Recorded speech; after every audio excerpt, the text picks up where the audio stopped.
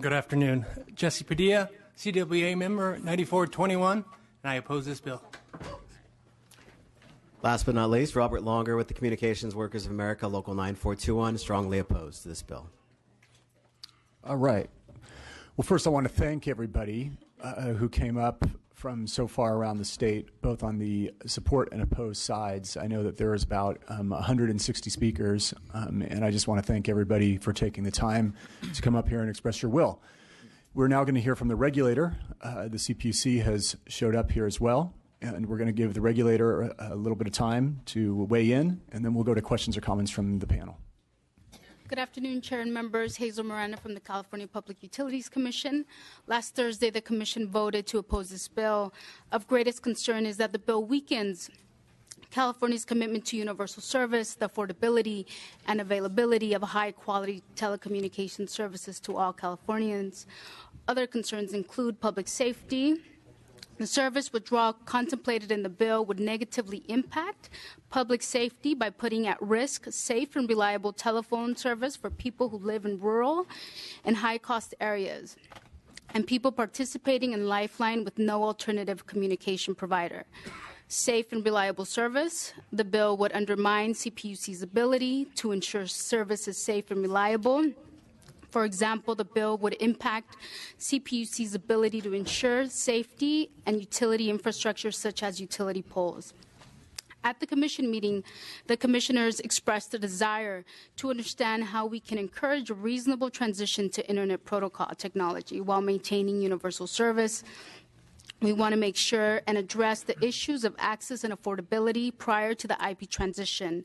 The CPUC expresses our concerns with the provisions of the bill and would like to respectfully register opposition to this bill.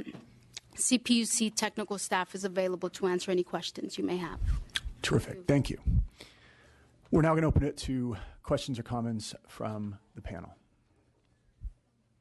Mr. Quirk.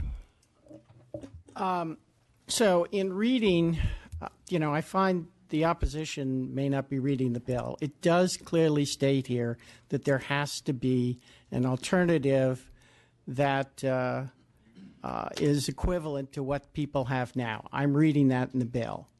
So, I have a cell phone, I have voice over internet protocol. My wife doesn't even know that we don't have copper lines. It really is transparent. I do think that we should be moving away from plain old telephone service. I think the concern I have is just in the process by which we're doing this. I am very concerned about the PUC's ability to actually confirm that the service is there. And the reason I say that is that I don't think they really know what cell phone service there is, or they don't know necessarily where voice over internet protocol is available. Could the author or Mr. McNeely from AT&T respond? I just don't see how they're going to actually have that information. Under the thank you for the question, Assemblyman Quirk. Under the terms of the legislation, the burden is on the withdrawing carrier to submit data to the PUC to certify that an alternative provider is available. And that's the initial step and must be done prior to the withdrawal of any service, and then the PUC would have a period of time, and that's by regularly available data that would be submitted to the Public Utility Commission. All right. So the trouble is we had the head of the PUC here. He said he can't even do the things he's being asked to do now. And the question is whether or not they have the bandwidth to do this. I also think it gets more difficult when you get to the point where service is withdrawn. Let's say there's an elderly person, they're in a nursing home for 31 days. They get back, and for some reason, despite your best efforts and the PUC effort, they've missed that 30-day window and they don't have service. So what would happen? And suppose there are 10,000 people who were away on vacation or simply didn't read their mail. I'm not sure the PUC has the bandwidth to look at all of those in the requisite 60 days. Again, a very good question. Let me explain the way the process would work and the way it's worked in other states. When we talk in terms of terminating service, we're not actually talking about a particular service to one person's home. The service runs out of a wire center, a central office. You're familiar with the one down on J Street. Those central offices provide services to hundreds of thousands of customers.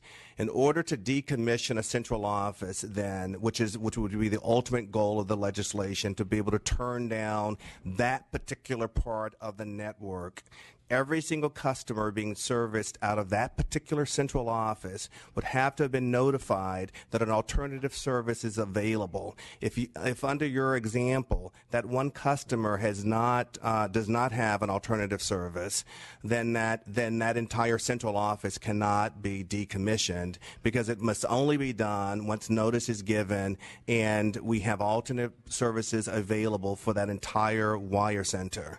Again, the idea is that we transition customers. The idea is not that we cut anybody off, is that we transition to an alternate service. So every attempt would be made necessary, because we can't decommission the entire central office until we've provided that alternative service. Let me say, it's just not obvious from the way the bill is written that that's what you're doing. But say in Hayward, for example, we do have some people who are off on ranches, would not have access. They could be the 2 or 3 people or the 100 people who we think are being served. For whatever reason, only 8 of them responded. And so I'm just a little bit worried that you'd shut down that service, and then we would find people who don't have either access to VoIP or access to a cell phone. That's really what my concern is there.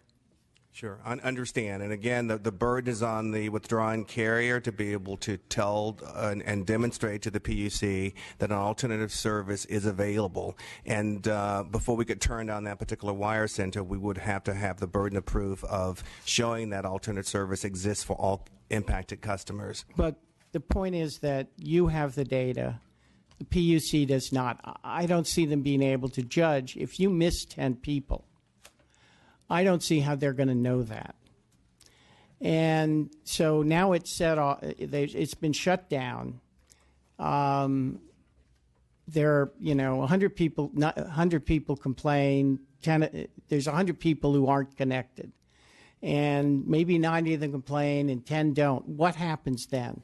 I think under that scenario, if the person can prove that there is no alternative service available, there's a procedure under the bill for that person to go to the PUC, make the demonstration that the alternative service isn't available. Then that person cannot be terminated. Well, but they've been terminated already because nobody realized that including the people who were there, realized they wouldn't have service. Right. What I'm looking for is a guarantee that even if people don't complain for the 30 days, that you're going to make sure that they have service. Well, absolutely. I think, Assemblyman, the process, again, is not to terminate service, but to transition. So I agree. All right. So can you then agree with the author to make sure there is something in the bill that guarantees, even if people are letting you know late, that they have an easy way to show that they don't have service and that you can guarantee that you will bring them on again? That, to me, would be enough for me to support the bill. That's consistent with my intent, yes, certainly. All right, so the bill does need to be fixed. I'm going to be willing to help it go ahead now, but the author has an office next to mine, and I'll definitely be working with him and making sure we get that guarantee in there. Thank you. Thank you. We're going to go to Mr. Hadley, followed by Mr. Obernolte. Thank you, Mr. Chair. Thank you for bringing this forward for discussion. It is a very serious issue. I really want to focus my questions on two areas. The first is there's this much discussed statistic that 85% of copper pot service has transitioned.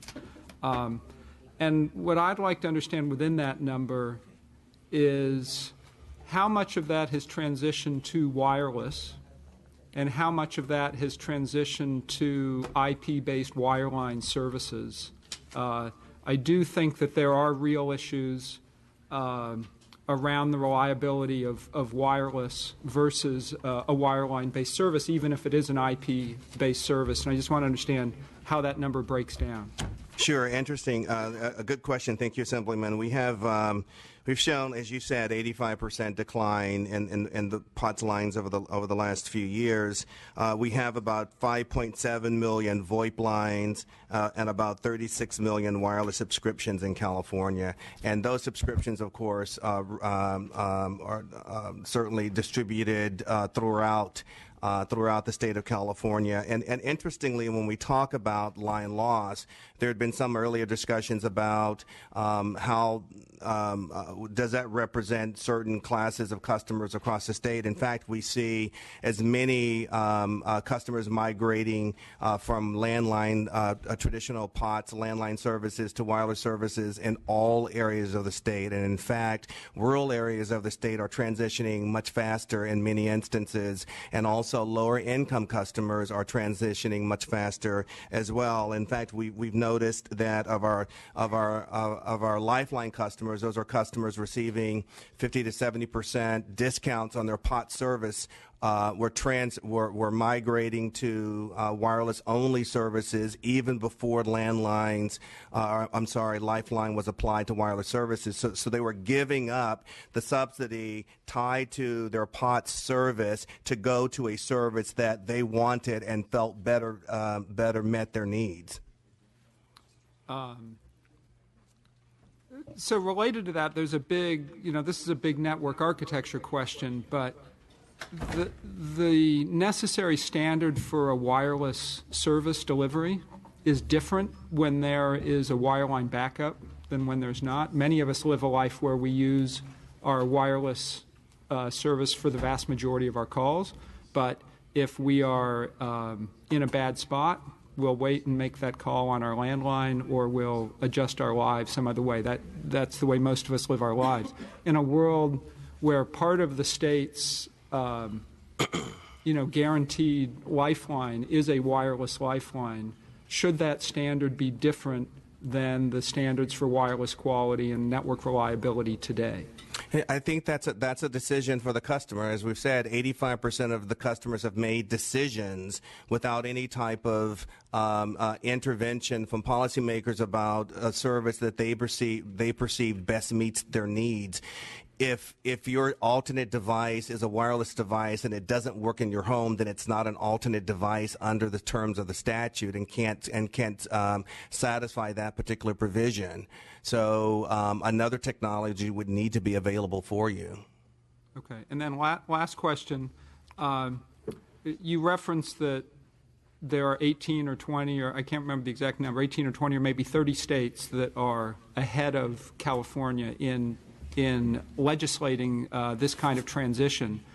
But there's a big difference between passing the law or issuing the regulation on the one hand and actually living it and seeing the kind of on-the-ground issues that my colleague, Assemblyman Quirk, raised when you're down in the last 90 days, and you're trying to serve customers and make sure their service is uninterrupted.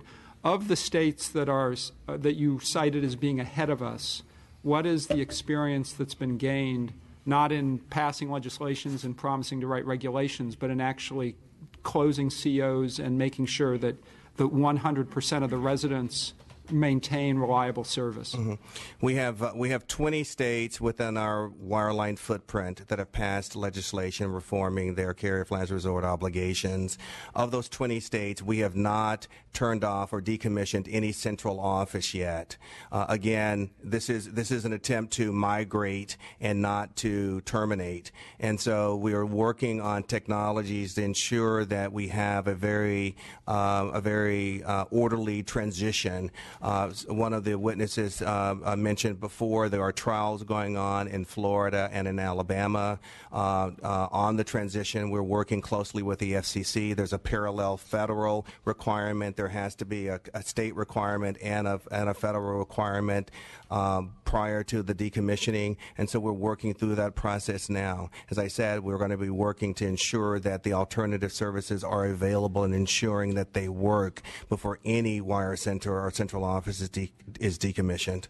And across your 20-state wireline footprint, what's the earliest legislative hurdle or deadline or point of departure for implementation of this? Not so much when the legislation was passed, but when it's going to be happening on the ground. Well, there are a number of states that have allowed the transition to occur immediately. And so once we have ensured from wire center by wire center that alternative services are available for that particular community, we can start that process. So there are states where you could be doing this today if you could satisfy yourselves and your regulators and your customers. That right, and I believe in some of those states that those processes will start later this year or next year. Okay. I would put myself in a very similar position to my colleague, Mr. Quirk. I support the goal, but the devil is really in the details, and my office is not next door to the authors, but I'm close by, and we're very focused on this bill. Thank you. Thank you. Thank you. We're going to go to Mr. Obernolte. Thank you, Mr. Chair. I'd like to ask a question of AT&T in response to some of the criticism that was raised today. So we heard testimony from people who are very concerned that making this transition might exacerbate their electromagnetic hypersensitivity, and also some concerns that having a wireless transmitter next to your head could lead to brain tumors. But that's at odds with my understanding of the way the technology works, and so I wanted to ask you about it specifically, because my understanding is that if a consumer wanted and they were forced to transition away from a POTS line, they could elect to just have a VoIP gateway put in where the existing connection comes into their house, and the connection between the telco and the residence would be digital, but the connection inside the residence would still be copper, and there would be nothing wireless there, and all the phones would still work as they do now. Is that correct? Yes, yes, Assemblyman. That is exactly my understanding as well. And I lost the train of thought from what the point that the witness was trying to make, because if the customer chooses to have a wireless router in the home, that's the customer inserting that process or that service into the environment. It's nothing that is mandated as a result of that. So yes, I agree. All right, Mr. Chair, I'd like to move the bill. All right, bill has been moved. Bill has been moved and seconded. Any other questions or comments? Okay, we've got several. Okay, so we're going to start with Mr. Chavez. Thank you, Assemblymember Lowe, for bringing this bill up. It's quite an undertaking. The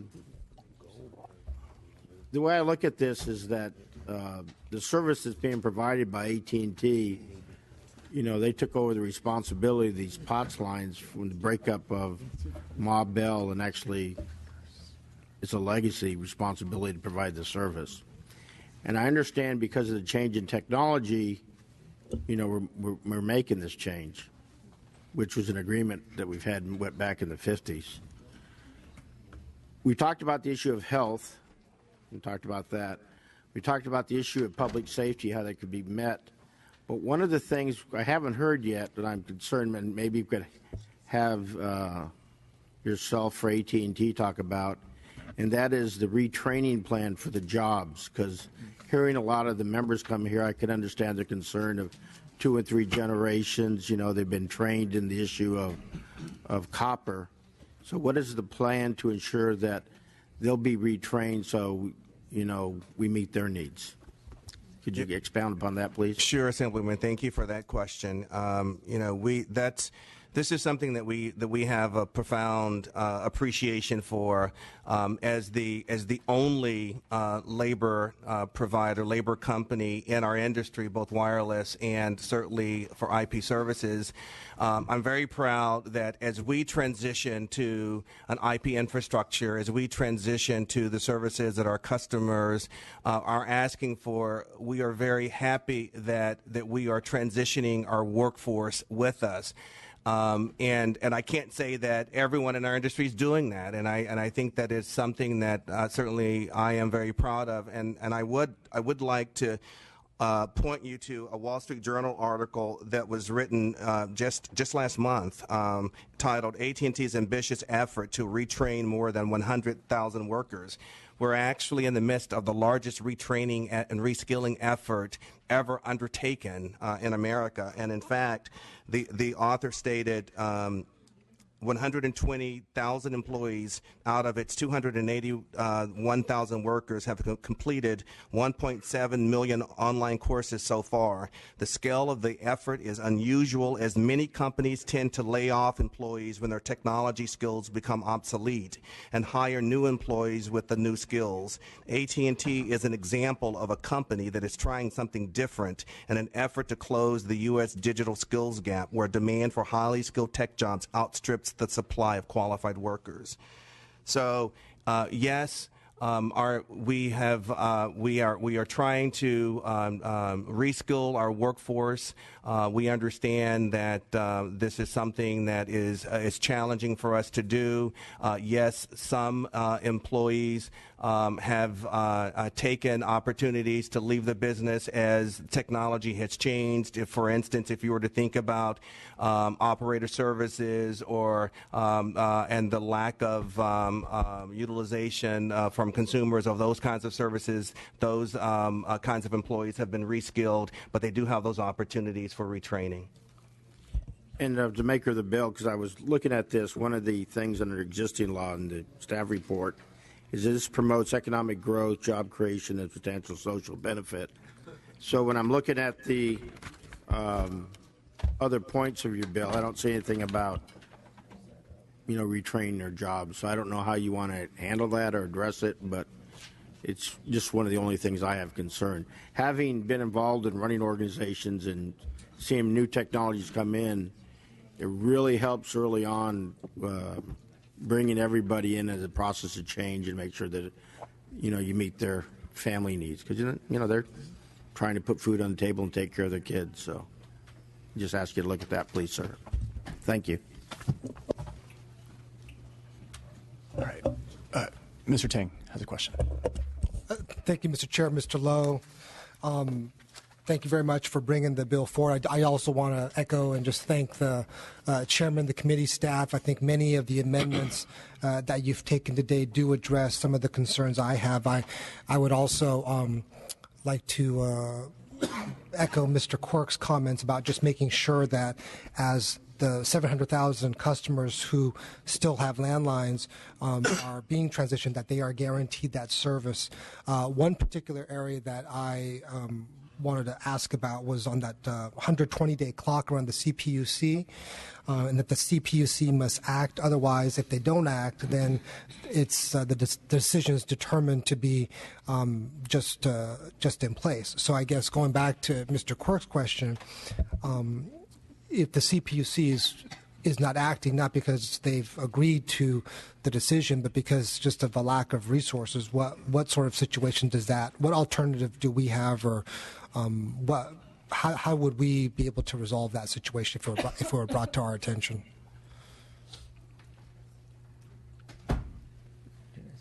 Well, I think from my perspective, again, the idea behind, I believe the tone of the legislation is that to not act on a mistake. I mean, if in fact the consumer hasn't responded and indeed has no alternative, I think there shouldn't be any type of reprisal for that particular consumer because of that particular situation.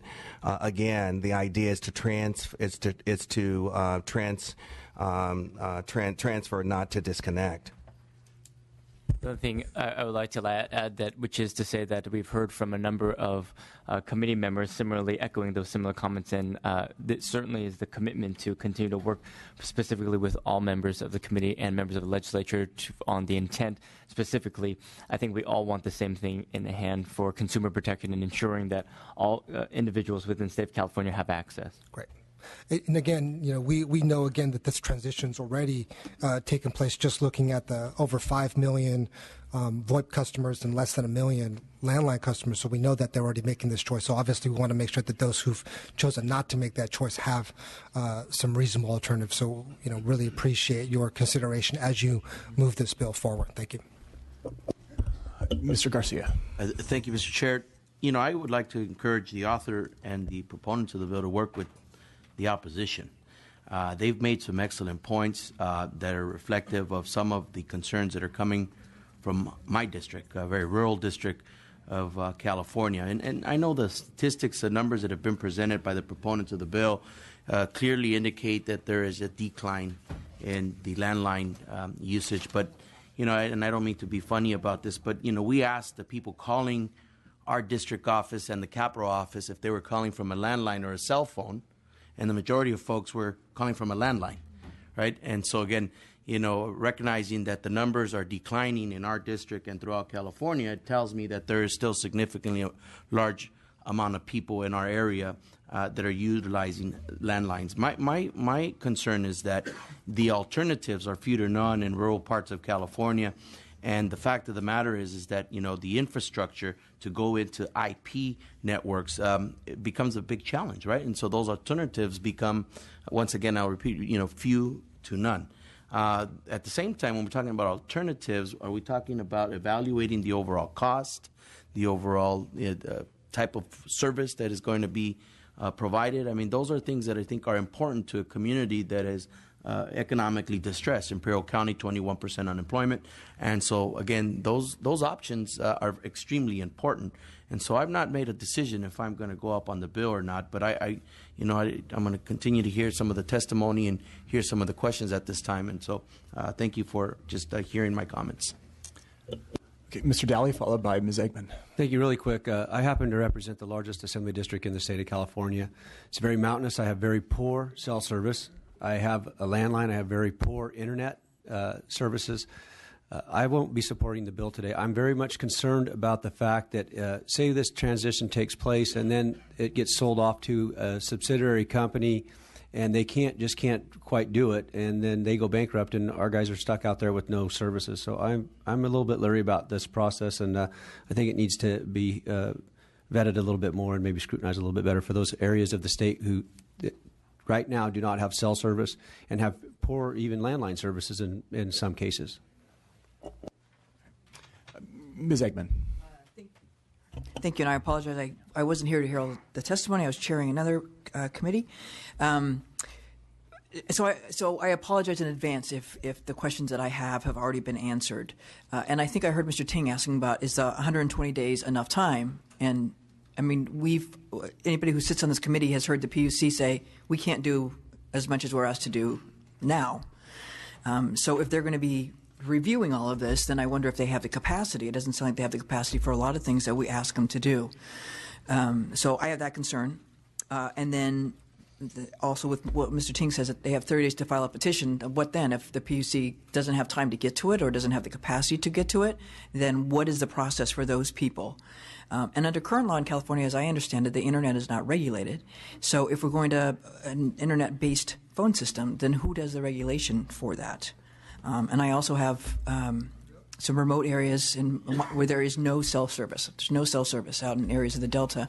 And so then, what are the options? And maybe you already talked about this, but what will the outreach program be to people that you have to go out and say, if you don't let us know within 12 months, then, you're not going to have your phone anymore.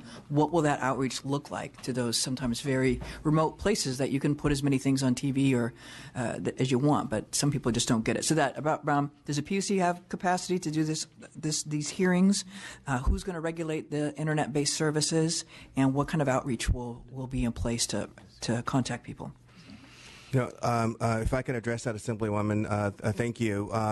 First, I'll attack the question about rural coverage. If in fact you have no cell phone coverage and very little internet coverage in your area, then your POTS line must stay connected. And in fact, I think the beauty of the policy that the author has created is really an incentive to deploy advanced technologies to your area, because unless and until an advanced service is deployed to you, then POTS service remains nothing, and it cannot be disconnected. So it actually creates an incentive for advanced services to be deployed to your area.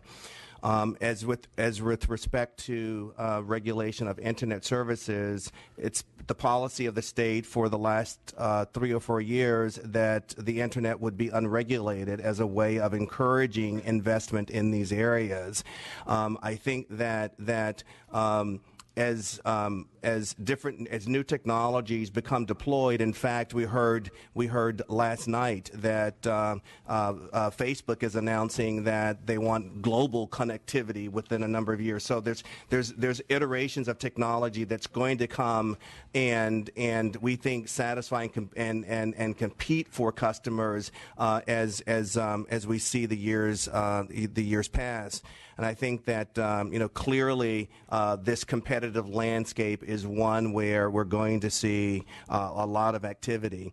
And I think with respect to your pricing issue, we're encouraging the Public Utility Commission to really take a close look at Lifeline for broadband, so that consumers are voting with their feet already. They're voting to go to wireless and broadband-based services, yet it's been very slow for our regulators to move with those consumers for the subsidy programs that help support them. And they've made these movements even abandoning their subsidies. So we're hoping that we can work very, very closely with regulators to move those subsidies with and to the services that consumers actually are using. And the outreach? The outreach? The outreach under the terms of the legislation is a 2-year outreach that we believe is can be quite robust, and the intent is to educate consumers about the benefits of the transition. Interestingly enough, there's been discussion about the rural areas and some of the far suburban areas. As we look at the deployment and the concentration of POTS services around the state, the wire centers with the highest concentration of POTS customers are actually Pacific Heights, San Francisco, and Beverly Hills, California. And we believe that those have the highest concentration of POTS customers in the state. So there's going to be a focused effort on educating consumers about the benefits of the transition, the realities of the transition, and it's not simply a bill insert. I think we're going to be in the community and working with nonprofit organizations to make sure that we get the message out in language as well.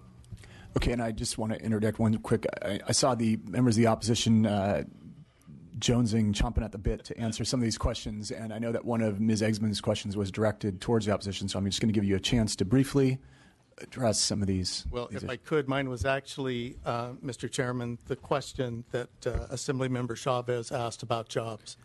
I just wanted to respond to the answer. And briefly, we have a long history as bargaining with the company, and we have transitioned through major technological advancements and seemingly always had the ability to take care of our members and get them transitioned to the new technology. This is the first time, however, they have not identified to us what we need to be trained into. We have asked. We have members that will, their jobs will go away due to technological advancement. Just real quick, a service rep as an example. Today you may call, tomorrow you may go on your internet and pick from column A, column B, column C. So those people that are replaced, what is going to happen and how can they become competitive in the environment going forward? We have yet to receive anything from the company to let us know about that. People that are directly affected by the technological change, What training do they need to be going through? We have yet to have that identified. We are currently in bargaining with the employer, and our contract expired midnight Saturday. On the table is still no employment security commitment, which we have had for numerous years. So it is a very serious issue and is not addressed in this bill, and I don't believe it's addressed, and it can't just be addressed by a comment. It needs to be addressed fully and carefully crafted in this bill. Okay. Any other questions or comments? Mr. Hernandez.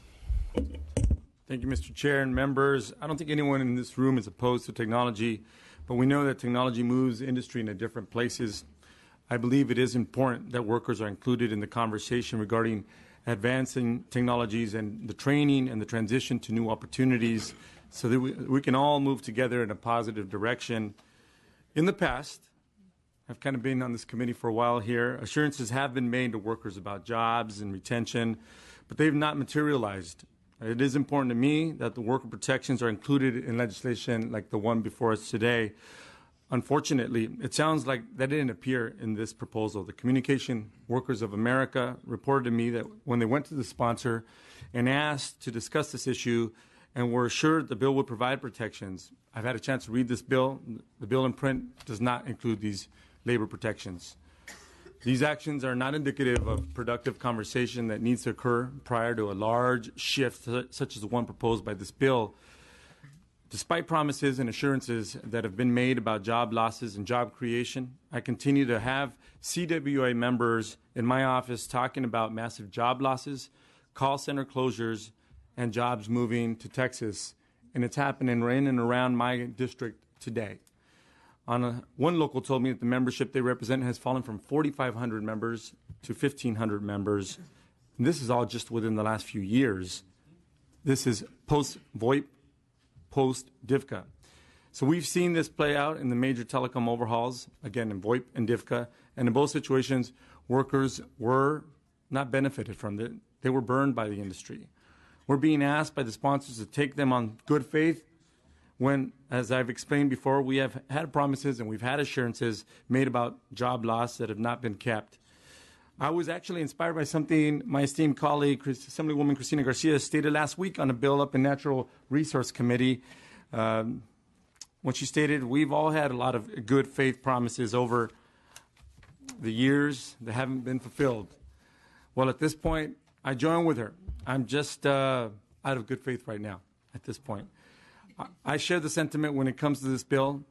I'm out of good faith, especially when workers have not been a partner in developing this proposal. Therefore, I'm not comfortable in voting for a bill that hasn't included labor as a partner that will be impacted clearly by this legislation. The people of our state, and I think this is something we have to understand really loud and clear, the people of the state lend to supporting a multi-billion-dollar industry in form of fees and taxes to facilitate the success of AT&T in the telecom industry. So it seems only fair that the money being used for jobs in California, that the resources, the success, be recycled back to fueling jobs here. What I'm seeing more than anything is jobs being exported out. Yet Californians are supporting this tremendous economic success here for AT&T. We want to keep the jobs here. We need to protect the jobs here. This model of exporting jobs out of state, potentially out of country, is the wrong way for us. And I know that most Californians would agree that if we're making the dough here, we're making the money here, let's keep the benefit here for the people that are supporting this great industry here in California. But there's got to be a partnership with the people who every day get up early, work long hours, and invest their times and their lives to the mutual success of the company. This bill does not have anything in language that assures and guarantees that for me, and for that reason, I can't support this bill at this time.